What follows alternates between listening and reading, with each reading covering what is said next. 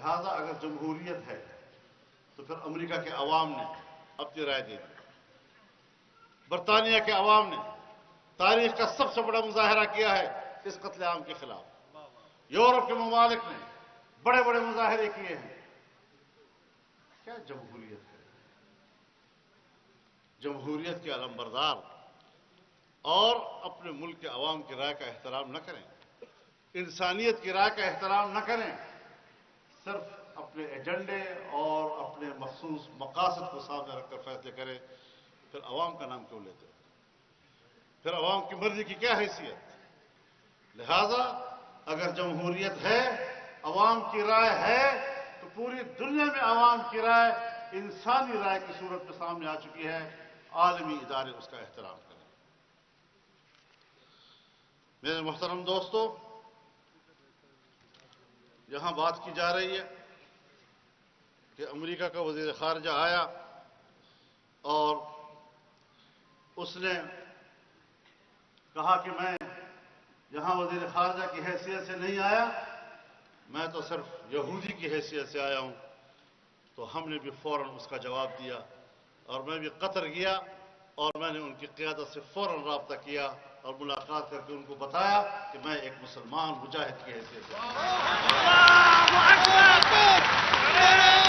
نعرہ تکبیر، نعرہ تکبیر، غزہ کے ساتھ تیرا میرا رشتہ کیا؟ غزہ کے ساتھ تیرا میرا رشتہ کیا؟ اور میں سمجھتا ہوں حماس کی یہ بات قابل غور بھی ہے، قابل قبول بھی ہے کہ وہ پاکستان کو اہمیت دینا چاہتے ہیں۔ میری ملاقاتوں میں بھی انہوں نے پاکستان کو ایک قائدانہ مقام دیا، اپنا پیغام بھی مجھے دیا پاکستان کے یہاں کے اہل حل و عقد کے نام پہ، اور ہم نے وہ پہنچایا بھی۔ لیکن ایک بات بڑی واضح ہے کہ پاکستان کردار ادا کر سکتا ہے اور کرے۔ اسلامی دنیا میں سعودی عرب کو اعتماد کرنا، ترکیہ، مصر، انڈونیشیا اور ملیشیا کو، اور اسی طرح اس وقت چین اور روس کا کردار بڑا اساسی ہے۔ ہم اس اجتماع سے بھی ان تمام ممالک کو پیغام دینا چاہتے ہیں کہ آپ اس وقت مظلوم فلسطینی بھائیوں کی مدد کے لیے کردار ادا کریں، ہر سطح پر کردار ہونا چاہیے۔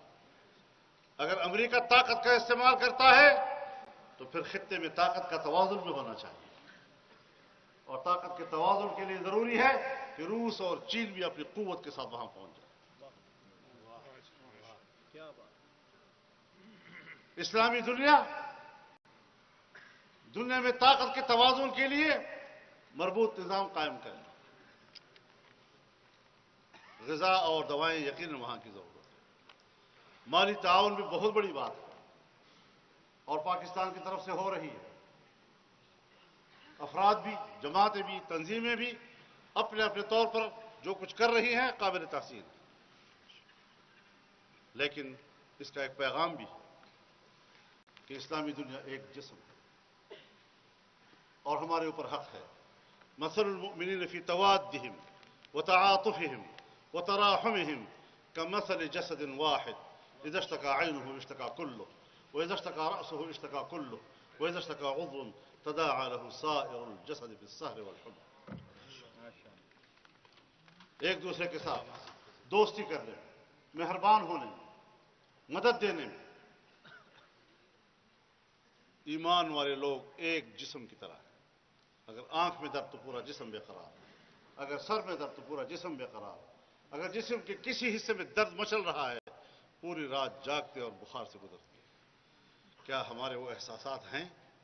ایک مظلوم مسلمان بھائی کے لیے برما میں مظالم ہو رہے ہیں، افغانستان میں ہو رہے ہیں، عراق میں ہو رہے ہیں، لیبیا میں ہو رہے ہیں، اور آج فلسطین میں ہو رہے ہیں۔ کیا امت مسلمہ کو اس سے کوئی تکلیف اور احساس ہے؟ اور اگر نہیں تو پھر ایمانی رشتہ کمزور ہے۔ عوام میں یہ احساس موجود ہے.